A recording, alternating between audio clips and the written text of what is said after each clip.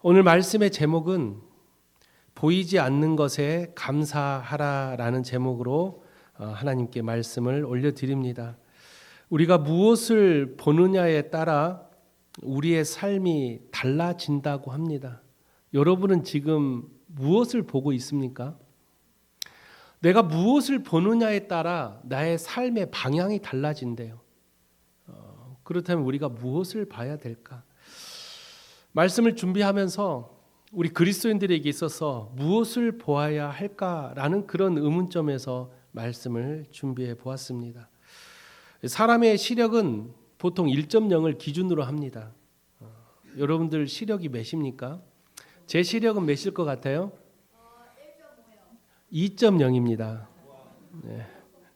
제 시력은 늘 변함이 없더라고요. 그런데 사람이 가진 이 시력에는 한계가 있어요. 보통 사람의 평균 시력이 1.0이라면 이 1.0의 기준에서부터 좋은 사람이 있고 또 좋지 않는 사람들이 있습니다. 사람마다 시력은 각각 다르죠. 그런데 세상에서 가장 시력이 좋은 사람들이 누구라고 알고 있습니까? 우리가 알다시피 몽골 유목민으로 알고 있어요. 그들의 시력의 평균이 바로 3.0에서 5.0입니다. 그리고 최고 6.0에서 8.0까지도 보고된 이야기가 있습니다.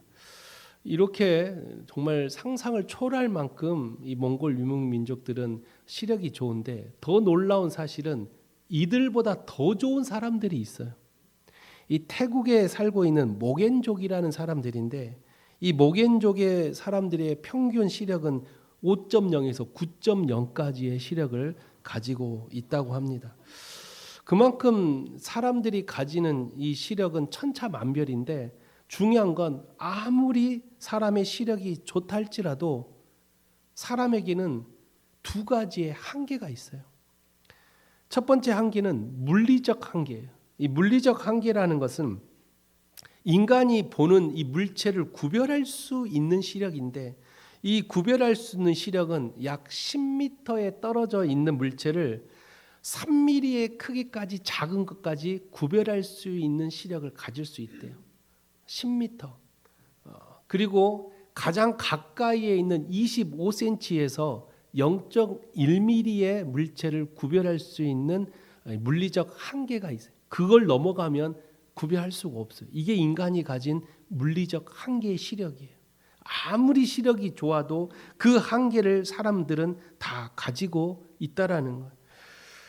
그래서 사람이 이 눈이 왜 이렇게 각자 다를까? 그 이유는 사람의 눈에는 이 원추 세포라는 게 있대요. 그래서 이 원추 세포가 밀도가 높을수록 시력이 높아요. 그래서 과학자들이 독수리의 눈을 세포를 검사를 했더니 이 원추 세포가 사람보다 6배에서 8배가 더 밀도가 더 세밀하게 가지고 있었던 것이 바로 이 독수리의 눈이었대요.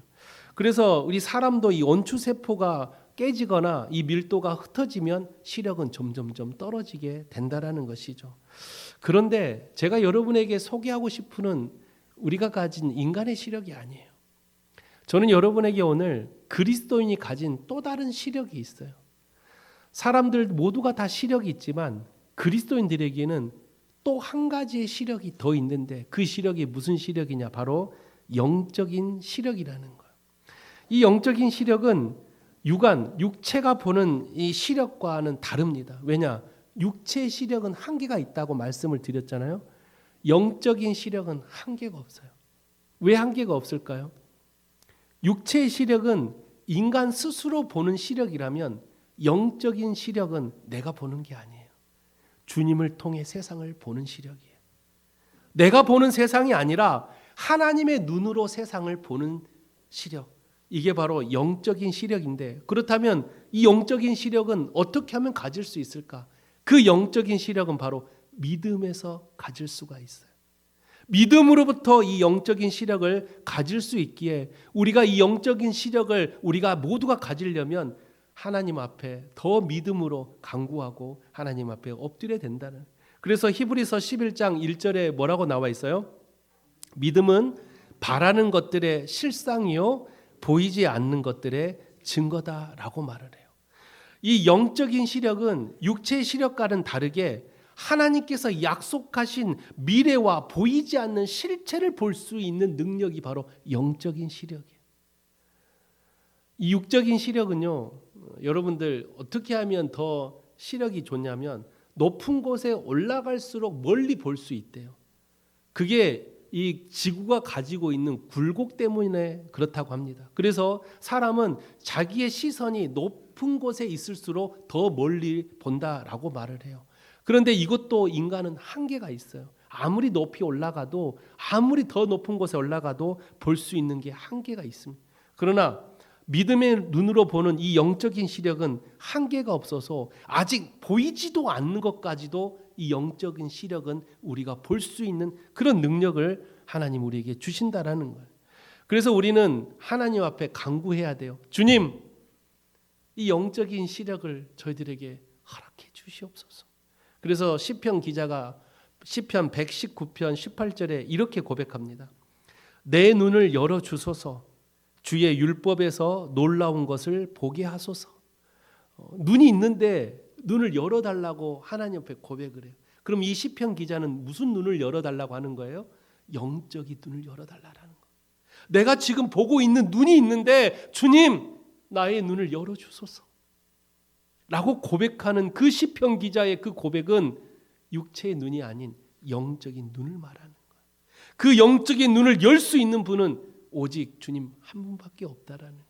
그래서 우리가 영적인 시력을 가지려면 믿음에서 시작이 돼야 돼. 그 믿음은 예수 그리스도를 믿는 그 믿음에서부터 시작이 되는. 우리가 아무리 시력이 좋다 할지라도 인간은 한계가 있다면 우리의 한계를 뛰어넘는 주님을 붙들고 세상을 바라보면 우리 역시도 세상을 뛰어넘는 한계가 없는 시력을 가질 수가 있다라는 것입니다.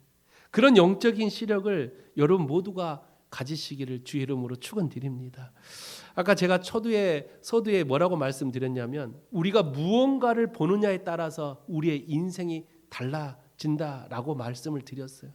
어떤 사람은 환경의 지배를 받아요. 그래서 나쁜 곳에서 살다 보면 나도 모르게 그게 당연한 것처럼 여기면서 살아갑니다.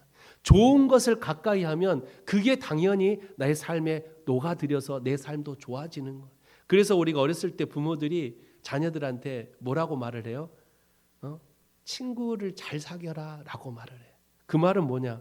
좋은 친구를 옆에 두면 나도 그 친구와 함께 좋아지는 거예요. 내가 무엇을 바라보느냐에 따라서 나의 인생이 달라진다면 내가 보는 것이 다 좋은 것만 볼 수 있는 그런 여러분들이 되시기를 부탁을 드립니다. 그런데 문제가 있어요. 뭐가 좋은 것인가? 나는 좋다고 바라봤는데 주변에서는 야 그거 좋은 거 아니야. 그거 보지 마. 야 그거 가까이 하지 마. 라고 자꾸 주변에서는 우리들을 말려요. 나는 좋다고 바라보고 있는데 좋고 나쁜 것을 어떻게 결정할까? 그래서 우리는 내가 보는 육적인 눈으로 바라보는 게 아니에요. 왜요? 인간은 창조 때부터 불완전한 존재로 창조되었어요. 불완전한 존재로 창조되어 있는 우리의 눈으로 아무리 좋은 것을 바라본다 할지라도 인간이 가진 한계에 부딪혀요. 그러나 세상 모든 만물을 창조하시고 완전하신 주님의 시선으로 바라보는 것은 얼마나 완벽할까? 얼마나 보시기에 심히 좋을까? 그래서 우리는 주님 나의 눈을 열어달라고 주님의 시선으로 세상을 바라볼 수 있는 그런 믿음을 달라고 내가 보는 것이 아니라 주님이 보는 것이 좋은 것이다. 할렐루야. 그런 믿음이 있어야 돼요. 뭐가 좋습니까? 뭐를 봐야 내 인생이 좋아질까요? 정답은 하나예요. 주님이 보는 것을 보십시오. 주님이 바라보는 시선에 우리의 시선을 두십시오. 그 주님이 바라보는 시선이 혹 내 생각과 다를 수 있어요. 하나님 이곳은 저하고 맞지가 않는데요.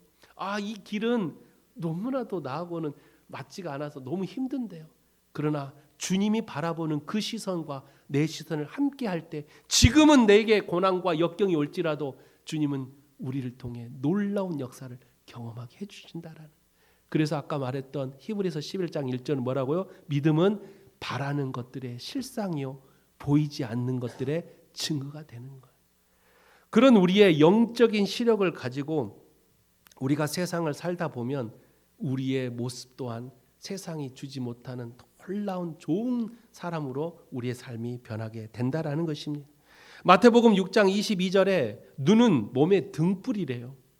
그래서 내 눈이 성하면 온 몸이 밝을 것이요라고 그렇게 고백을 해요. 내 눈은 몸의 등불이기 때문에 내 눈이 상하면 더 이상 빛을 발할 수가 없어요. 어디로 가야 될지를 모릅니다. 영적인 눈이 어두워지면 우리가 세상에서는 잘 살고 있는 것처럼 보여주지만 하나님을 잃어버린 사람, 영적으로 눈이 닫혀 있는 사람, 하나님과 관계가 깨져 있는 사람은 우리가 바다에 떠서 목적지를 잃어버리는 난파선과 다를 게 없다라는 거예요. 그래서 우리가 흔히 영이 약한 사람들, 하나님과 깨져 있는 사람을 뭘로 비유하냐면 목자 없는 양이라고 그렇게 비유합니다. 목자 없는 양, 양은 철저하게 목자가 있어야 돼요. 한시도 우리를 놓지 않는 늑대가 언제든지 우리를 잡아먹으려고 눈을 이렇게 더사리고 있어요. 그걸 지켜줄 수 있는 사람은 바로 목자뿐이에요. 그래서 양에게는 목자는 반드시 필요한 보호자 있는데 우리에게 목자는 누구입니까? 살아계신 예수 그리스도가 되어야 돼요. 나의 목자지신 그 주님을 바라볼 수 있는 내 눈이 떠 있어야 우리가 주님의 뒤를 따라갈 수가 있다라는 것입니다. 사랑하는 성도 여러분, 우리의 눈이 오직 주님만 바라보는 그런 믿음의 시선이 있기를 주의 이름으로 축원드립니다. 그러나 사단도 그런 우리의 시선 속에 자꾸 들어와서 우리에게 유혹을 줘요. 달콤한 유혹. 야, 저거 참 좋다. 저리 가면 너 정말 너에게 많은 물질을 너에게 허락할 거야. 야, 저거 너에게 주면 너에게 많은 권력을 줄 거야. 라고 사단 마귀도 우리에게 수많은 유혹과 수많은 혼란을 우리에게 줍니다. 어느 순간 내가 바라보는 것이 이게 하나님이 바라보시는 것인지 내가 바라보는 건지 헷갈릴 때가 찾아와요. 그럴 때 우리의 영이 넘어지지 않도록, 우리의 영이 그 유혹에 빠지지 않도록 주님만 붙들고 하나님 엎드려 주님 나의 영을 붙들어 달라고, 내 눈을 열어 달라고, 주님 나와 함께 해달라고 그런 간절한 고백이 우리에게 필요하다라는 것입니다. 저는 우리 모든 속박교회 성도들이 세상을 살아가면서 여러분들이 바라보는 세상이 하나님의 시선이 그곳에 있기를 주 이름으로 부탁을 드립니다. 그런 주님과 함께하는 시선이라면 여러분이 어디를 가더라도 그곳은 따뜻한 공동체가 될 것입니다. 여러분이 어디를 가더라도 그곳은 예수님의 사랑이 피어나는 곳이 될 것입니다. 그런 주님이 바라보는 시선에 여러분이 함께하여 모든 주님의 은혜를 경험하는 그런 여러분 되시기를 부탁을 드립니다. 이사야 선지자가 이런 고백을 해요. 이사야 45장 22절에 땅 끝의 모든 백성아 나를 앙망하라. 그리하면 구원을 얻으리라. 나는 하나님이라 다른 이가 없음이라. 할렐루야. 나를 앙망한다라는 건 온전히 그 주님을 바라보라는 거예요. 온전히 내 시선을 주님께 놓을 때 뭘 하나님이 주신다고요? 구원이라는 큰 선물을 우리에게 주신다라는 거예요. 우리의 시선을 뭘 봐야 내 삶이 나아질까요? 우리가 무엇을 바라봐야 내 인생이 달라질까요? 오직 주님만 바라보십시오. 주님만 바라보는 자들에게는 세상이 주지 못하는 하나님의 놀라운 구원이라는 선물을 주십니다. 그런 선물, 그런 구원을 가진 자가 인생의 가장 복된 사람이다. 여러분은 어떤 사람이 복이 있는 사람입니까?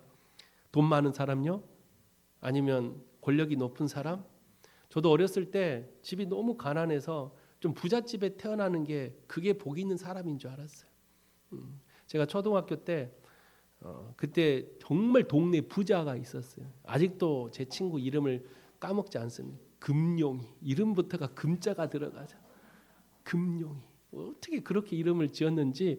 동네에서 동네 이름이 호동인데 그 호동에 가장 부잣집, 그 친구 집을 한번 놀러 갔어요. 친구가 초대해서 놀러 갔는데 여러분 그 역사 드라마 보면 그 부자들이 사는 대골 있죠. 문 탁 열면 기아집이 옆으로 쫙 돼 있고 마당이 쫙 넓고 그 친구 집이 그랬어요. 처음에 문을 열고 그 집까지 걸어가는 마당이 100m가 넘어요. 그 정도로 집이 크더라고. 나는 처음에 이게 집인가 무슨 그 왕들이 사는 그런 곳인가라고 생각할 정도로 중간에 계단이 또 있어요. 마당에. 그런 집에 살았어요. 딱 갔더니 으리으리한 기와집이 옆에서 여기까지 끝이 안 보여요. 방이 얼마나 많은가. 그래서 그 친구 금룡이 집에 제가 가서 탁 앉아서 같이 공부도 하고 그 집에 자주 갔어요. 야, 참 좋다. 그게 복 있는 사람인 줄 알았어요. 그런데 인생을 살아보고 주님을 만나보니까 복 있는 사람은 눈에 보이는 세상의 물질과 권력이 있는 게 아니더라. 가진 게 없어도 가진 사람보다 더 행복한 사람이 있고, 권력이 없어도 권력이 있는 사람보다 더 행복하게 사는 사람들이 있더라고요. 뭐가 복 있는 사람인가? 물질과 권력이 높은 사람 마음속에 늘 불안함, 불평, 그런 삶을 살고 있다면 그게 복 있는 사람일까? 그러나 가진 게 없어도 마음이 편안한 사람, 행복한 사람, 어떤 사람이 복 있는 사람일까? 그래서 제가 예전에 이걸 어떤 집사님께 이야기했더니 그 집사님이 이렇게 저한테 돈 있으면서 행복한 사람, 권력이 있으면서 행복한 사람, 이게 복 있는 사람입니다. 할렐루야, 맞아요. 그게 제일 복 있는 사람이죠. 가난해야지만 꼭 복 있는 사람인가? 아니요. 돈 많아도 행복해질 수 있어요. 권력이 높아도 마음이 평안해질 수 있어요. 그런 사람이 되시기를 부탁을 드립니다. 결국은 눈에 보이는 세상적인 물질이 우리에게 복을 주는 게 아니라 내 마음에 참된 평안함이 있는 사람이 복이 있는 사람이다. 그 평안함을 누가 주냐? 오직 살아계신 주님만 줄 수 있다라는 거예요. 우리 안에 참된 평안함, 아무리 돈이 많고 아무리 권력이 높아도 평안함은 세상이 주는 게 아니에요. 그 평안함은 오직 세상 만물을 창조하신 주님만 줄 수 있다라는 거예요. 그래서 우리는 그런 주님이 내 안에 임재할 때, 주님이 내 안에 함께할 때 우리는 복 있는 사람이다라고 말할 수가 있다라는 것입니다. 오늘 본문의 말씀은 그런 시대적인 어려움 속에서도 끝까지 믿음의 시선으로 승리했던 바울을 소개하려고 합니다. 바울 사도는 당시에 엄청난 고난이 찾아왔었어요. 수많은 유대인들과 이교도들이 바울을 잡아다가 박해를 해요. 심지어 매를 때리고 고문을 합니다. 바울 사도는 투옥도 되고 심지어 생명의 위협까지 받을 만큼 상황이 좋지 않았어요. 오늘 본문에 나오는 이 고린도 교회 지역 안에 더 놀라운 것은 이 바울 사도가 세웠던 고린도 교회 안에는 이 바울 사도의 사도권을 의미하는 사람들이 나타나게 돼요. 그만큼 바울은 오갈 데 없을 만큼, 어디에다가 마음을 둘 수 없을 만큼 고난과 환난과 역경 속에서 지금 이 고린도 교회를 위해서 편지를 쓰고 있었던 거예요. 그런 상황 속에 바울은 어떻게 끝까지 승리할 수 있었을까? 바울은 이런 상황 속에서도 어떻게 승리할 수 있었을까? 오늘 그 바울이 승리했던 두 가지의 큰 축복을 여러분에게 소개하려고 합니다. 여러분도 인생을 살다가 고난이 찾아와요. 누구에게나 고난은 찾아옵니다. 그런데 어떤 사람은요, 그 고난과 함께 쓰러져 버리는 사람이 있어요. 근데 어떤 사람은 그 고난을 딛고 더 단단하게 일어서는 사람이 있어요. 어떤 사람이 되고 싶습니까? 당연히 고난을 딛고 더 건강하고 단단한 사람이 되고자 하는 게 모두의 꿈일 것입니다. 그런데 막상 고난이 찾아오면 그 고난 앞에 무릎 꿇는 사람들이 너무나도 많아요. 여러분 어떻습니까? 내 인생에 있어서 가장 힘들었던 때가 언제입니까? 여러분 그때 어떻게 하셨어요? 가장 힘들 때, 가장 내가 삶에 지쳐서 모든 것을 포기하고 싶을 때, 그때 여러분은 어떻게 그 고난을 이겨냈습니까? 어떤 사람은 때 되면 지나가, 다 지나갈 거야. 그렇게 지나가지만 마음 한구석에는 그 고난의 응어리가 남아져 있는 사람들이 있어요. 우리 그리스도인들은 그냥 지나가는 게 아니에요. 그 고난 속에 역사하시는 주님을 만나야 돼요. 그래야 고난이 지나갔을 때 마음속에 있는 응어리까지도 사라지는 거예요. 그냥 지나가는 게 아니에요. 그냥 시간이 지나면 때 되면 되겠지. 그게 아니라 고난 속에서 하나님의 역사를 바라보고 고난 속에서 주님을 만나는 그런 믿음의 시선을 가지고 있다면 우리는 어떠한 고난이 다시 내게 찾아와도 이제는 일어날 수 있는 힘이 생긴다라는 거예요. 오늘 바울 사도는요, 그런 상황 속에서 두 가지의 시선으로 그 고난을 이겨냅니다. 첫 번째 시선은 오늘 본문에 보니까 오늘 16절에 뭐라고 말해요? 그러므로 우리가 낙심하지 아니하노니 우리의 겉사람은 낡아지나 우리의 속사람은 날로 새로워진다. 바울 사도는 고난이 찾아왔을 때 겉사람의 시선이 아닌 속사람의 시선으로 그 고난을 이겨냈다라는. 그럼 겉사람과 속사람이 무엇을 의미할까? 겉사람은 말 그대로 우리의 육체에 나타나는 세상적인 연약함, 나약함, 질병, 고난, 눈으로 바라보는 세상적인 연약함을 말하는 거예요. 이 겉사람은요, 자꾸 눈에 보이는 것에 벌벌벌 떨어요. 어렸을 때 여러분들 잘못을 하면 이제 부모님한테 혼나잖아요. 이게 부모님이 아끼는 화병을 깼어. 왜냐면 이제 아버지가 퇴근하고 집에 오면 여러분 어떻게 하고 있어요? 안 하던 공부를 하기 시작합니다. 왜요? 한 대라도 덜 맞으려고. 또 안 하던 청소를 해요. 방 청소를 막 해놓습니다. 왜요? 한 대라도 덜 맞으려고. 그게 우리가 가진 겉사람의 시선이에요. 지금 화병이 깨져서 혼나기 싫어서 내 겉사람을 꾸미는 게 우리가 가진 인간의 기본 마음인 거예요. 모두가 다 그렇습니다. 그런데요, 진정한 속사람의 시선은 그게 아니에요. 화병이 깨진 것을 내가 아버지한테 솔직하게 고백하고 그 아버지의 마음을 나눠서 내가 화병을 깬 걸로 혼나는 게 아니라 내가 부주의한 거, 내가 조금 더 그거를 더 지켜보지 못한 나의 실수에 대한 그 연약함을 깨달을 수 있는 속사람의 시선으로 다가가면요, 어떤 부모가 너 오늘 잘 만났다 그렇게 하지 않을 거예요. 잘못을 인정하는 그 아이에게 아니야, 잘했다, 너 잘했다, 화병 깬 게 중요한 게 아니라 너의 잘못을 인정하고 아빠한테 용서를 구하는 그 마음이 너 참 잘됐다. 어떤 부모가 그렇게 말하지 않겠습니까? 우리가 바라보는 속사람의 시선이 바로 이런 시선이 돼야 돼요. 내가 세상 가운데 살면서 많은 죄를 짓습니다. 겉사람의 시선은 그냥 아무도 모르면 그냥 지나가겠지. 이게 겉사람의 시선이에요. 그러나 속사람의 시선은 모든 만물을 깨트려 보시는 주님 앞에 엎드려서 주여 아버지 용서해 달라고, 주님 이 연약한 나를 하나님 용서해 달라고 말하는 그런 속사람의 시선으로 주님 앞에 엎드릴 때 주님은 이미 우리를 용서해 주셨다니까요. 그 주님 교회 앞에 오지 않아도요, 교회 가고자 했던 그 힘들고 어려웠던 내 발걸음을 한 발 내딛었을 때 이미 주님은 역사하셨다니까요. 할렐루야. 우리 앞을 갈아먹는 요단 강물이 있어요. 넘실 우린 다 죽을 거야. 근데 언제 요단 강물이 갈라지는 역사를 경험해요? 그 요단 강물에 발을 내딛었을 때 요단 강물이 갈라져요. 그 앞에서 아무리 방방 떨어도 요단 강물은 갈라지지 않아.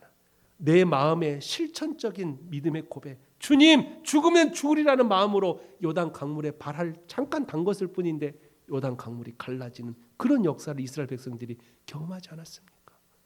우리의 속사람의 시선은 주님 앞에 엎드리는 거예요. 내가 주님을 찾는 거예요. 내가 주님 앞에 나의 죄를 잘못했다고 고백하는 거예요. 그러면 주님은 어느 순간 내 마음에 찾아와 세상에 주지 못하는 참된 따뜻한 평안함을 주신다는 그런 속사람의 시선으로 여러분 세상을 살아가 보십시오. 놀라운 하나님의 은혜를 경험할 것입니다. 바울 사도는요, 삶이 속사람의 시선이었어요. 이제는 내가 사는 것이 아니라 오직 예수 그리스도 안에 내가 산다. 내가 이제 살아도 주를 위해 살고 내가 죽어도 주를 위해 죽겠다라는 이 바울 사도의 모든 고백들은 다 속사람의 고백이었어요. 그렇게 고백했을지라도 바울의 삶이 나아졌어요? 아니에요. 바울의 고난은 끝이 없었습니다. 아무리 주님을 위해 살겠습니다 하고 그 다음날 눈을 떴을 때 고난이 사라졌습니까? 핍박은 더 심해졌어요. 겉사람의 시선은 기도 한번 딱 하고 나서 고난이 사라질 줄 알고 눈을 딱 떴는데 고난이 더 찾아오면 에이, 내가 그렇게 기도했는데, 내가 그렇게 열심히 하나님께 엎드렸는데 이거 뭐 고난이 배로 더 찾아오네 하고 교회를 떠나버리는 겉사람의 시선을 가진 사람들. 그러나 속사람의 시선은 그 고난을 통해 하나님을 만나는 사람들이에요. 그러면요, 어떤 고난이 찾아와 두렵지가 않는 거예요. 그런 속사람의 시선을 가지시기를 주의 이름으로 축원드립니다. 바울 사도가 그런 고난 속에서도 끝까지 승리할 수 있었던 것은 그의 삶 속에는 항상 속사람이 날로 새로워지는 그런 고백을 하나님께 했다라는, 내 속사람이 날로 새로워지고 내 속사람이 성령으로 새로워지는 그런 은혜를 바울 사도는 고백하며 살아갔다라는. 사랑하는 송파교회 성도 여러분, 여러분의 속사람이 성령 안에서 날로 새로워지기를 주 이름으로 부탁을 드립니다. 여러분이 바라보는 시선은 겉사람의 연약한 시선이 아니라 속사람의 강력한 시선으로 그 어떤 고난이 내게 올지라도 그곳에서도 감사합니다라고 고백할 수 있는 그런 속사람의 시선을 가진 여러분들이 되시기를 주 이름으로 부탁을 드립니다. 두 번째로 바울 사도가 가졌던 시선은 오늘 본문 17절입니다. 우리의 잠시 받는 환난에 경한 것이 지극히 크고 영원한 영광에 중한 것을 우리에게 이루게 함이니. 바울의 두 번째 시선은 찰나의 시선이 아니에요. 잠시의 시선이 아니라 영원한 시선을 가지고 있었다라는. 이게 무슨 뜻일까? 잠시 받는 환난이라는 것은 지금 당한 눈앞에 보이는 이 어려움과 고난 속에서만 그걸 해결하려고 하는 사람들. 마치 엘리사가 도단성에 살고 있을 때 아람에 쳐들어왔잖아요. 아람 군대가 이 도단성을 싹 포위합니다.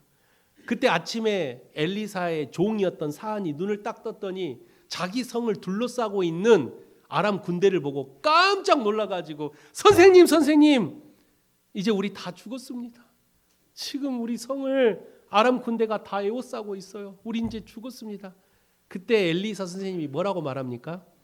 눈을 들어 그 너머에 계시는 하나님을 바라봐라. 똑같은 것을 바라보면서 사안이 바라보는 시선과 엘리사가 바라보는 시선이 달랐다라는. 똑같은 곳을 바라보고 있는데 왜 달랐을까?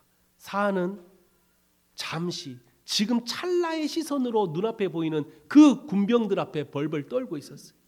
그러나 이 엘리사의 시선은 잠시의 시선이 아니에요. 영원한 시선. 주님과 함께하는 그 영혼의 나라를 마음속에 품고 내가 까짓거 지금 죽어도 뭐 아람 군대에 끌려가서 내가 죽더라도 나는 주님과 함께 영원한 나라가 있다. 이게 영원한 시선이에요. 지금 당장 내가 죽는 게 뭐가 두려워? 하나님과 함께하는 영원한 나라가 있는데 그런 영원한 시선으로 바울 사도는 늘 살아갔다. 그래서 바울 사도는 죽음이 두렵지가 않았어요. 어디를 가더라도 자신의 생명을 위협하는 사람들이 많이 있었지만 바울은 두렵지가 않았어요. 왜? 찰나의 시선이 아닌 나는 영원한 시선으로 세상을 살아가고 있기 때문에 이까지 고난, 이까지 고통 아무것도 나에게는 아무것도 해할 수가 없었다. 바울 사도는 그런 시선을 가지고 승리했다라는. 성경에 이런 시선을 가진 사람들이 참 많아요. 대표적인 사람이 바로 욥의 시선이. 욥은 이루 말할 수 없는 찰나의 고통을 당합니다. 한순간에 사랑하는 자녀들이 다 죽어버렸죠. 자신의 재산은 다 날아가 버렸죠. 심지어 온몸에 욕창이 생겨서 너무 힘들어서 기앗장으로 온몸을 긁고 있었던 그 욥에게 사랑하는 아내는 욥을 저주하고 떠나죠. 친구들이 찾아와서 위로한답시고 위로는 해주지만 결국은 너는 죄인이야라고 욥을 몰아붙이는 그런 친구들의 비난 속에서 욥은 끝까지 하나님을 붙들어요. 왜요? 주신 것도 여호와요, 취하신 것도 여호와이기 때문에. 이게 영혼의 시선으로 바라보는 사람들이 가진 믿음의 고백이. 주신 것도 여호와고 취하신 것도, 지금 내가 살아가고 있는 이 삶도 하나님이 주시는 삶이라면, 걷어가시는 분도 하나님이라면 내가 왜 잠시 이 찰나의 고난 속에 내가 왜 원망하고 고통스럽고 하나님 앞에 불평합니까? 영원한 하나님 나라가 있는데. 그런 영원한 하나님의 시선을 가진 사람들은 지금의 찰나의 고통 속에 우리는 불평할 이유가 없다라는 것. 바울 사도는 그런 영원한 시선으로 늘 삶을 살았어요.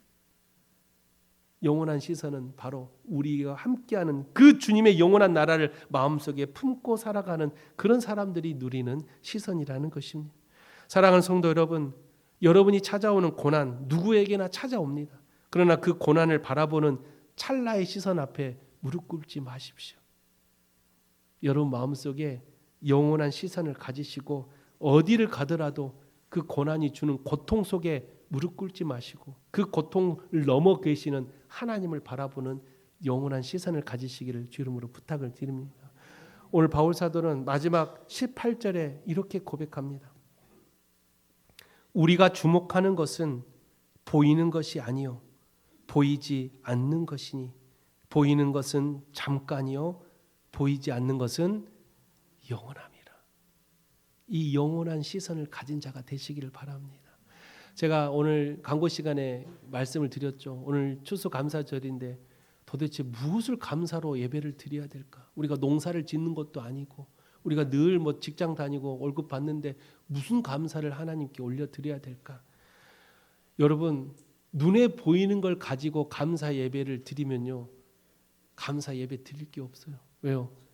여러분 지금 삶 가운데 얼마만큼 감사로 여러분 눈에 보이는 감사가 얼마나 많이 있습니까? 그런데 우리가 왜 추수감사절 때 감사 예배로 하나님께 영광을 올려드려야 되냐면 보이지 않는 것을 우리는 감사할 수 있어야 돼요. 우리에게 보이지 않는 것이 주신 하나님 은혜가 얼마나 많은지 아십니까? 눈에 보이는 것은 지금 없어요. 가정도 어렵고 경제적으로도 어렵고 내 비전도 잘 보이지 않고 내 삶도 지금 너무나도 힘들어서 눈에 보이는 것 가지고 감사 예배? 목사님, 감사는커녕 나 지금 힘들어서 교회 오는 것조차도 힘듭니다. 감사 예배를 드릴 마음의 여유도 없습니다. 그게 우리가 가진 일반적인 시선이에요. 그러나 보이지 않는 것에 대한 감사라는 사람은요, 감사 예배를 드리지 않을 수가 없어요. 너무 감사해요.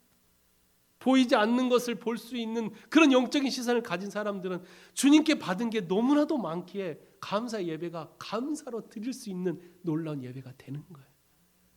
저는 그런 예배자가 되시기를 부탁을 드립니다. 보이지 않는 것을 볼 수 있는 영적인 은혜. 그게 바로 우리가 그리스도인들이 가져야 될 시선이에요. 여러분이 가진 그 시선에 보이지 않는 것을 볼 수 있는 그런 영적인 시선을 가지시고 여러분의 삶이 감사의 삶이 되시기를 부탁을 드립니다. 여러분 입술에 만나는 사람마다 아유 감사합니다. 이렇게 서로가 서로에게 감사합니다 하면 얼마나 아름다운 공동체가 될까. 근데 우리는 왜 그렇게 안 돼요? 뭘 줘야지만 감사하니까. 눈에 보이는 것에만 감사를 하니까 건강한 공동체가 되지 않는 거예요. 교회가 가장 건강하고 행복한 교회가 되려면 보이지 않는 것에 감사할 수 있는 사람들이 많아야 돼요. 그래야 뭘 하지도 않았는데 아이고 집사님 감사. 제가 특별히 한 것도 없는. 아니요. 같이 예배해서 감사하고요. 같이 신앙의 동역자에서 감사하고 같이 하나님을 찬양해서 난 그냥 감사해요. 저 사람 미쳤나? 내가 뭐 해준 것도 아무것도 없는데 왜 이렇게 감사하대? 기분은 좋네. 이게 건강한 공동체를 만들어가는 거예요. 여러분 교회에서 만나면 서로 칭찬해주고 서로 감사하다고 하세요. 보이지 않는 것을 감사하는 사람들이 많을수록 그 교회는 건강한 교회가 되는 것입니다. 우리 성밖에 모든 성도들이 그런 보이지 않는 영원한 것에 감사할 수 있는 하나님께 축복받는 성도들이 되시기를 주님의 이름으로 축원드립니다. 기도하겠습니다. 거룩하신 하나님 아버지, 오늘 추수감사절을 맞이하여 하나님께 감사 예배를 올려드립니다. 그러나 육적인 눈으로 바라볼 때는 감사할 게 아무것도 없습니다. 그럼에도 우리가 감사 예배를 올릴 수 있는 것은 보이지 않는 것에 대한 감사를 하는 우리 하나님의 은혜가 있기에 오늘 또 감사를 올려드립니다.